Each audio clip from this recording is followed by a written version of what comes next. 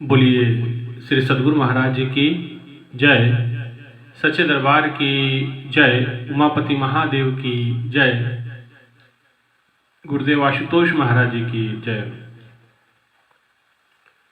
प्रिय भगवत प्रेमियों, हमेशा की तरह आज भी प्रभु के चरणों में बैठ करके सत्संग विचारों को सुनने का सौभाग्य आप हम सबको प्राप्त हो रहा है। भाइयों बहनों, हमारे देश में, हमारी संस्कृति में अनेकों त्योहारों की परंपरा है और इन्हीं त्योहारों की परंपरा में आज जिस त्योहार पे हम विचार करने वाले हैं वो त्योहार है होली का, रंगों का त्योहार, रंगोत्सव, रंग पंचमी। भाइयों बहनों, ये त्योहार को असल मायने में बड़ा गहरा अर्थ है। ये रंग का त्योहार, रंगों का त्योहार कि रंग जाने का त्योहार है। एक भक्त का भगवान में रंग जाने का, भक्त का भगवान में लय हो जाने का, भक्ति का शक्ति पे विजय का ये त्योहार है। ये प्रेम का त्योहार है, ये सद्भावना का त्योहार है, ये सौहार्द का त्योहार है, ये ईश्वरीय ज्योति में मिल जाने का त्योहार है, ये ईश्वर में प्रकाशमय हो जाने का त्योहार है। लेकिन भाइयों बहनों, इस त्योहार की गरिमा को, इसकी महिमा को न जानने के कारण, इसके आध्यात्मिक ऊंचाइयों को न समझने के कारण एक विकृत स्वरूप भी हमारे सामने इस रंग उत्सव का आता है, होलिका का आता है। आइए आज हम इस पे विचार करेंगे। उससे पहले सर्वप्रथम आप सभी से कि आप सभी को, सभी देशवासियों को, सभी भक्तों को, भाइयों को, बहनों को ये होली त्योहार की हार्दिक शुभकामना, रंगोत्सव की आपको हार्दिक शुभकामना। और प्रभु के रंग में आप रंगे, यही मनोकामना, यह अभिलाषा के साथ आज के इस कार्यक्रम को हम शुरू करते हैं। ये रंग उत्सव का त्योहार, ये रंगों का उत्सव, भगवान का, भक्त का भगवान में लय हो जाने का उत्सव। भाइयों बहनों, ये उत्सव हमारे देश में बड़े धूमधाम से मनाया जाता है। बहुत इसका गहरा और बड़ी जड़ें इसकी भीतर तक प्रवेश कर जाती हैं, अगर गहराई से अगर सोचें, विचार करें तो। लेकिन इंसान, जीव इसकी गरिमा को न जानते हुए, इसकी गहराई को न जानते हुए केवल थोड़ा बहुत किसी को रंग लगा लेना, तो हम सोचते कि हमारा रंगोत्सव हो गया, हमने होली मना ली। लेकिन होली का तात्पर्य है, होली का मकसद है कि होली का मतलब किसी का हो जाना, हो ली माने किसी का हो गया। कौन किसका हो गया? भक्त भगवान का हो गया, प्रहलाद भगवान का हो गया, भगवान ने अपने अंक में समा लिया। जीवन में बड़ी विपदाएं आई, बड़ी कष्ट आए, बड़े कुछ सहन करना पड़ा। छोटा सा बालक, निरीह बालक, अबोध बालक, जिससे कुछ पता नहीं, केवल एक ही बात पता है कि भगवान हरि हैं और मैं उनका दास हूँ, मैं उनका सेवक हूँ, मैं उनके चरणों का अभिलाषी हूँ और मुझे उनके चरणों की भक्ति करनी है। और इतनी अपार श्रद्धा, अपार भक्ति प्रभु आज सृष्टि का विधान तोड़ करके खंबे में से प्रकट हो गए और सृष्टि का नियम तोड़ा। और जो वरदान हिरण्याकश्यपु ने मांगा था, हिरण्याक्ष ने मांगा था, हिरण्याकश्यपु ने मांगा था, दोनों भाई, एक का वध भगवान ने वराह अवतार लेकर के हुआ और एक का भगवान नरसिंह के रूप में भगवान ने अवतार लिया। जो वरदान अमरता के लिए उन्होंने लिया था, लेकिन आज वो वरदान उनके लिए श्राप का कारण बन जा रहा है। आज भक्त को परेशान करना उनको इतना भारी पड़ गया। रिश्ते में तो पिता भी थे, लेकिन भगवान ने क्षमा नहीं किया और भगवान ने अपने इस प्रकार का रूप बनाया कि वो रूप आज तक कभी किसी ने देखा नहीं, ना उसके बारे में किसी से सुना, ना उसकी महिमा, ना कुछ। तो कहते हैं कि भगवान का जो शीश था वो सिंह का था और धड़ इंसान का था। लंबे लंबे नख थे, लंबे लंबे बाल थे, गुर्रा रहे थे। और जिस समय खंबा फाड़ के वो प्रकट हुए और उन्होंने हिरण्यकश्यप को पकड़ा और दहलीज में ले गए, और संध्या का समय था वो,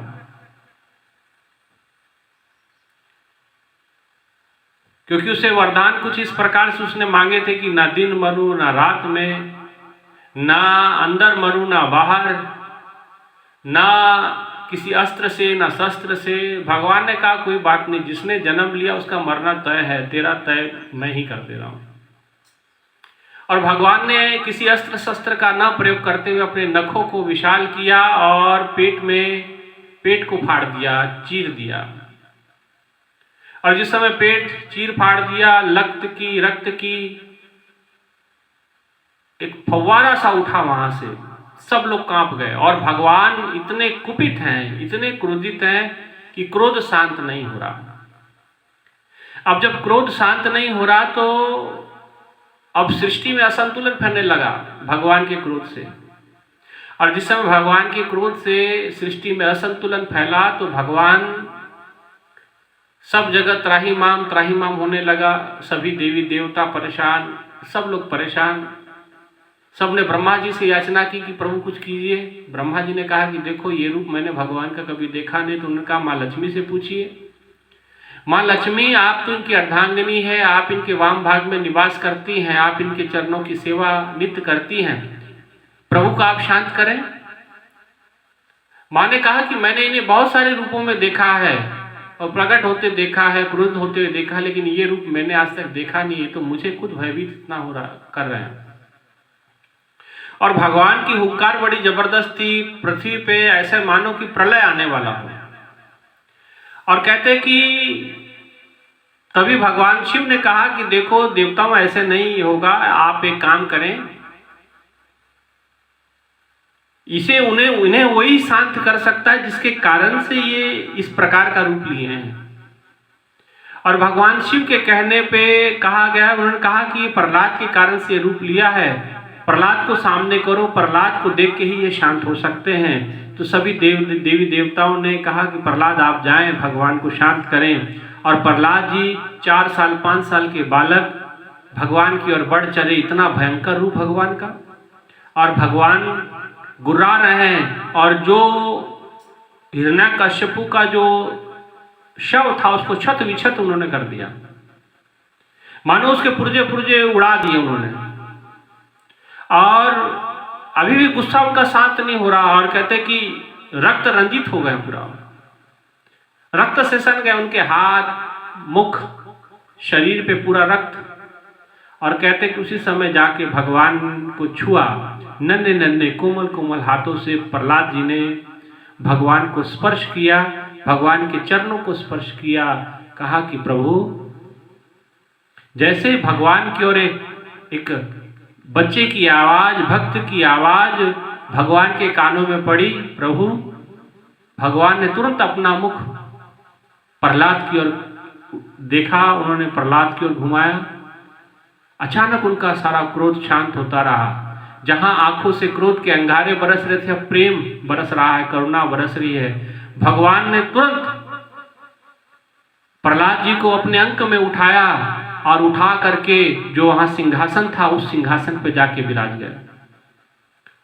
और भगवान उनके कपोलों को छू रहे हैं, कभी माथे को चूम रहे हैं, कभी हाथ को स्पर्श कर रहे हैं, कभी उसके बालों को छू रहे हैं, कभी कुछ कर रहे हैं। बड़ा लाड प्यार भगवान कर रहे हैं, जैसे एक माता पुत्र से करती है, बच्चे से करती है। और भगवान देखे जा रहे हैं प्रहलाद जी को, प्रहलाद भी भगवान को देखे जा रहा है। भगवान आज बड़े प्रसन्न हुए प्रहलाद पे। प्रहलाद से कहा भगवान ने कि प्रहलाद, तेरे कारण से, मेरे कारण से तुझे बहुत परेशानियों का सामना करना पड़ा है, बड़ी दिक्कतों का सामना करना पड़ा है।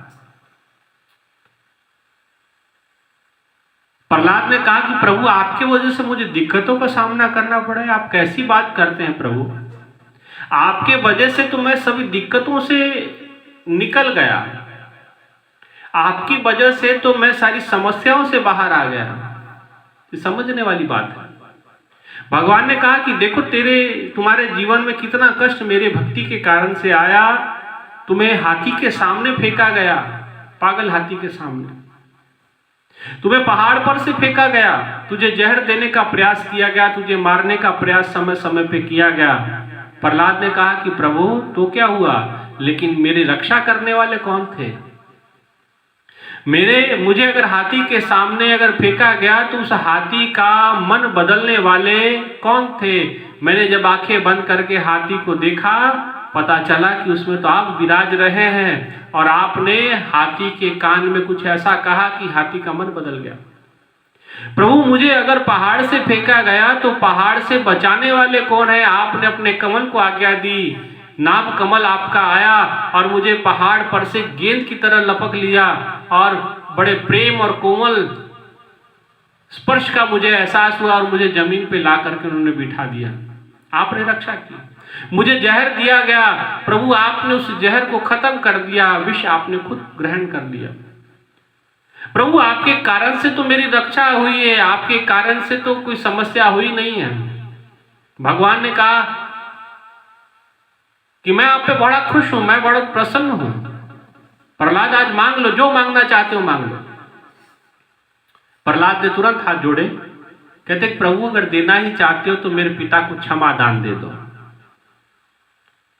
भगवान ने तुरंत कहा कि अरे, जिस कुल में तेरे जैसा पुत्र हो जाए, उस कुल की तो 21 कुलों का ऐसे उद्धार हो जाता है। 11 कुल माता की तरफ की और पिता साइड की 10 कुलें, 10 पुश्तें पीछे की, उसका उद्धार हो जाता। तो तेरा पिता भी उसी में आ गया, उसका भी उद्धार हो गया। तुम उसकी चिंता मत करो, कुछ और मांगो। उसको तो दान हमने दे दिया, उसको तो मोक्ष मुक्ति मिल गई।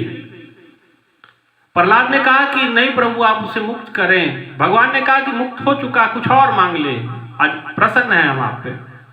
प्रहलाद ने कहा कि प्रभु, अगर कुछ देना ही चाहते हो तो एक काम करो, मुझे सारी दुनिया का कष्ट, सारे दुनिया का दुख, मेरे सारे असुर साम्राज्य को प्रभु अपने चरणों में वास दें, अपने बैकुंठ में वास दें, और मुझे उनका सारा दुख, उनका सारा कष्ट, उनका सारा पाप मेरे सर पे डाल दें। भगवान कहने लगे कि प्रहलाद, आप किस प्रकार की बात मांग रहे हैं? अगर आपको सारी दुनिया का दुख, सारी दुनिया की परेशानी, सारी दुनिया के कष्ट अगर आपके हिस्से में मैं डाल दूंगा तो न मालूम आपको कितने समय तक नरक भोग करना पड़ेगा, कितने समय तक आपको नरक में रहना पड़ेगा। और मेरा भक्त होकर के कोई नरक में रहे, ये मैं कैसे देख सकता हूं? इसलिए ये नहीं होगा, कुछ और मांगे। आप क्यों किसी का पाप अपने सर पे लेने का प्रयास करते हो? प्रहलाद ने कहा नहीं प्रभु, अगर देना ही है तो मुझे यही दो। भगवान ने कहा कि ठीक है, अगर पहले ये तो बताओ आप ये क्यों मांग रहे हो? प्रहलाद ने कहा कि मैं अपने गुरुदेव नारद जी के मुखारबिंद आपकी भजन की महिमा को जानता हूं, आपकी स्मरण की महिमा को जानता हूं, आपकी भगवत सत्ता को जानता हूं, आपके भजन प्रताप को मैं भली भांति वाकिफ हूं।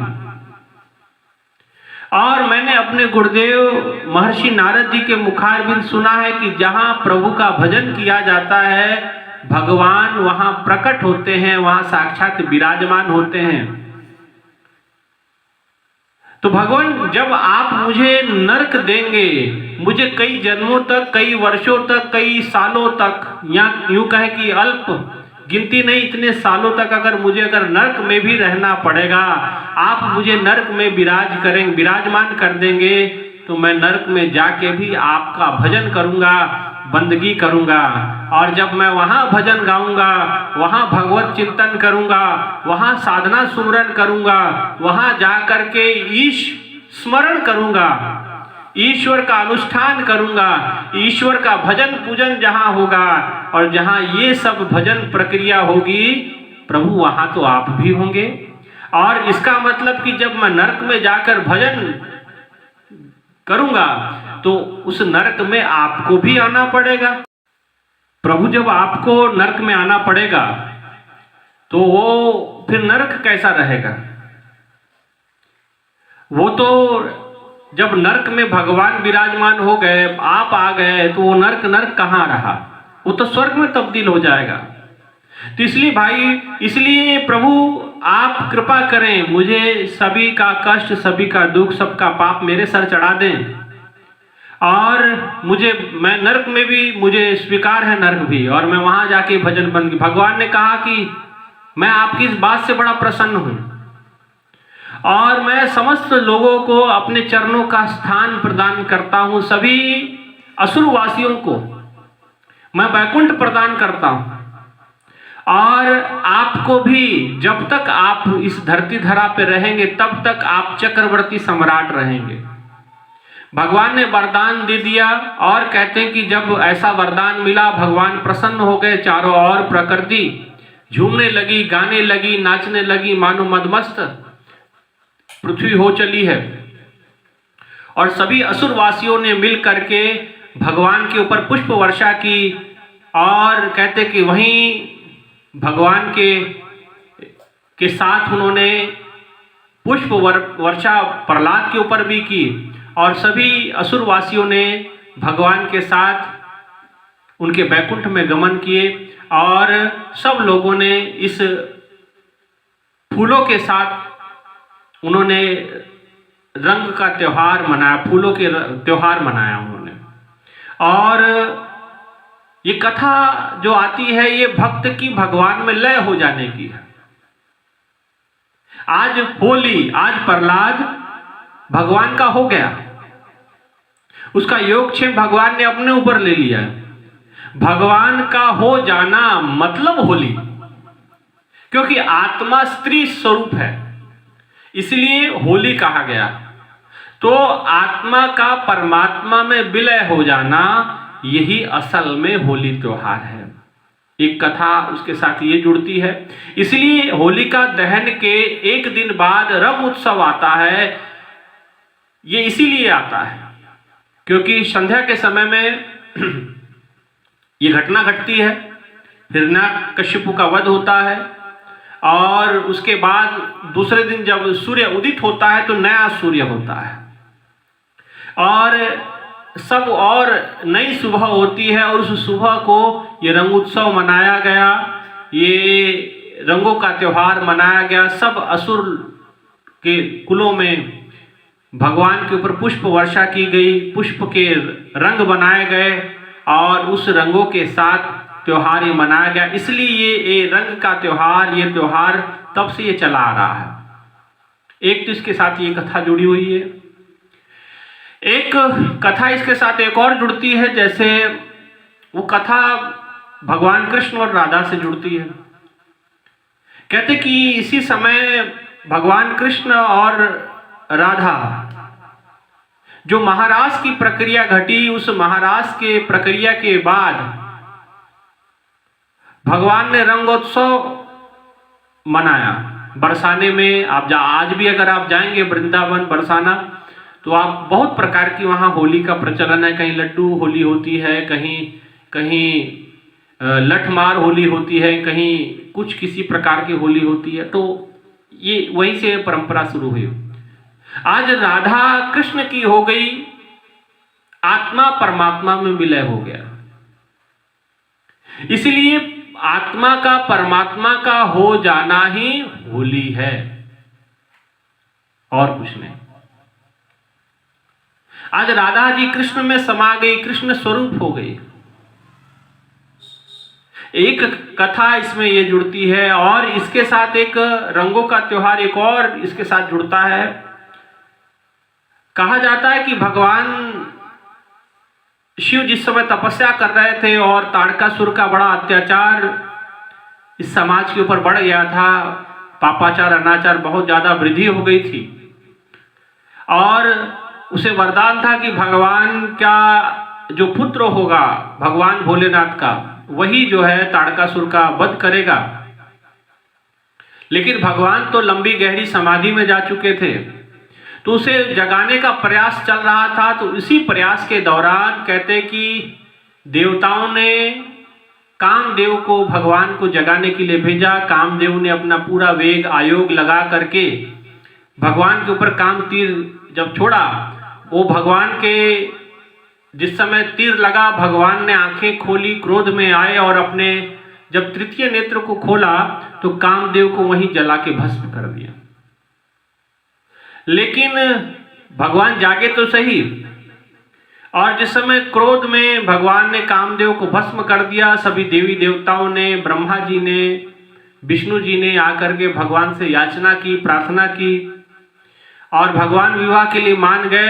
तदुपरांत भगवान ने अपनी शक्ति के द्वारा, अपनी कृपा के द्वारा कामदेव को पुनर्जीवित किया और सभी देवी देवताओं के अंदर ये हर्ष और त्योहार मनाया गया।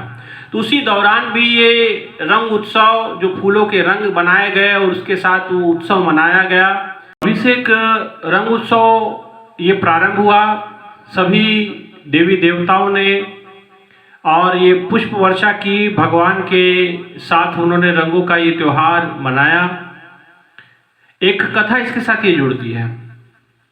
और भाइयों बहनों, ये तो कथा का पार्ट हो गया, लेकिन इसका जो अर्थ निकल करके आता है वो होता है कि प्रभु का हो जाना, भक्त भगवान में लय हो गया, आत्मा परमात्मा की हो ली, ये है उसके पीछे। और असल में भक्ति के रंग में रंग जाना, ये रंग बाहरी नहीं है, ये रंग भीतरी है। हरी ना रंगाओ मैं तो लाल ना रंगाओ, अपने ही रंग में रंग दे सवरिया। मीरा भाई कहते हैं मुझे लाल हरे से नहीं रंगना है, रंगना है तो मुझे अपने ही रंग में रंग दे सवरिया। प्रभु के रंग में रंगने का त्योहार है। प्रभु के, ठीक है, बाहर भी आप परंपरा मनाते हैं, प्रभु के रंगों को खेलते हैं, आप एक दूसरे को होली से आप रंगों से नहलाते हैं, रंग लगाते हैं, ठीक है। लेकिन ध्यान रखना है कि इसकी अपने गरिमा का भी ध्यान रखना है। इस होली के पीछे आपको कितना व्यभिचार छुप जाता है, जो इतना पवित्र त्योहार था। मैं कहता हूं पूरे भारतवर्ष में इससे गहरा आध्यात्मिक त्योहार कोई और नहीं सकता। दिवाली से भी गहरा त्योहार है ये त्योहार, इतना भीतर तक छू जाने वाला है, प्रभु के रंग में रंग देने वाला है। लेकिन इस त्योहार के नाम पे हम कितना कुछ कर जाते हैं और बाद में हम कहते हैं कि बुरा ना मानो होली। भाई आप बुरे कर्म करें और लोग बुरा भी ना माने, ये कैसी बात हुई?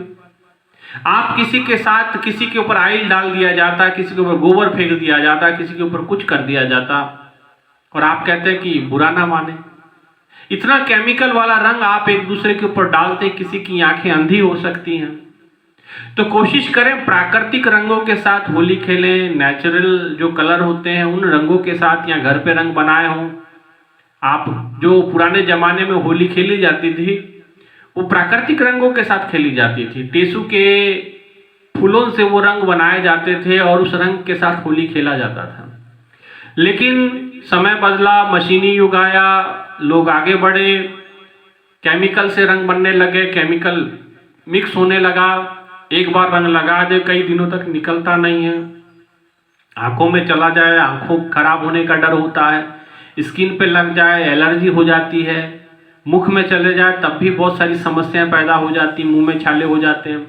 इसलिए बचें इस प्रकार के रंगों से, हानिकारक केमिकल्स से बने हुए रंगों से थोड़ा आप दूरी बनाएं। तो और अगर छोटे बच्चे हैं तो बच्चों के जिद करना स्वभाव है, लेकिन आप बड़े हैं, आप समझ सकते हैं, आप उनको इन प्रकार के हानिकारक रंगों से आप लोग बचाएं।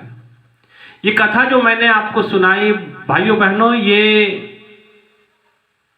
भीतर की गहराइयों का इससे जुड़ाव है। आपको भी ईश्वर का हो जाना है, तभी आपका होली मनाना सार्थक होगा, रंग लगाना सार्थक होगा। महापुरुषों ने कहा कि फागुन के दिन 4 होली खेल मना। फागुन के दिन 4 हैं, मतलब जीवन 4 दिन का है, इसके बाद खत्म हो जाना है। होली खेल मना, होली खेल मना। मीराबाई कहते कि मन को खेलना है, होली मन को रंगाना है। और मन को रंगाना किसमें? भक्ति के रंग में, ईश्वर के रंग में। ईश्वर के रंग में रंग जाने का नाम ही होली है। भाइयों बहनों, ईश्वर का रंग, भक्ति का रंग लग जाना कोई मजाक नहीं है, कोई खेल नहीं है। ये सूरमाओं का काम है। कामी क्रोधी लालची इनसे भक्ति ना होए। भक्ति करे कोई सूरमा, जात वर्ण कुल खोए। जात से ऊपर उठना पड़ता है, कुल से, मान बढ़ाई से ऊपर उठना होता है, और तब जाके आप प्रभु के अंदर लय हो पाते हैं, प्रभु के अंदर मिल पाते हैं। इसलिए अपने आप को भगवान में लय करने का प्रयास करना है, भक्ति करनी है, प्रभु के चरणों का अनुराग करना है, गुरु के चरणों से प्रेम करना है, गुरु के रंग में रंग जाना है। गुरु उस जो भक्ति के रंग में रंगना चाहता है, प्रभु जिस भक्ति रंग में रंगना चाहते हैं, आपको उस रंग में रंगना है। ये समर्पण का त्योहार है। हमें समर्पण करना है ईश्वर के आगे। राधा ने समर्पण कर दिया कन्हैया जी के आगे, भगवान ने पिचकारी से उनको रंग दिया। तात्पर्य, आत्मा ने, मन ने, जीव ने शिव के आगे, परमात्मा के आगे समर्पण कर दिया, और परमात्मा ने आपको रंग दिया, अपने रंग में रंग लिया, अपने जैसा। कहते कि गुरु कर ले आप समान। एक आपने श्लोक सुना होगा, पारस और गुरु में बड़ो अंतरो जान। एक पारस होता है, पारस पत्थर की कथा अगर आपने सुनी हो तो आप जानते हैं कि पारस की खासियत, एक विशेषता है। वो विशेषता ये है कि आप पारस को जिस किसी धातु से छुआ दें, जिस किसी से, कहने का तात्पर्य लोहे से, मेरा मतलब जिस किसी से, मेरा कहना गलत हो जाएगा, लोहे से अगर छुआ दें तो वो लोहा सोने में तब्दील हो जाता है, सोने में वो बदल जाता है। तो भाइयों बहनों, लेकिन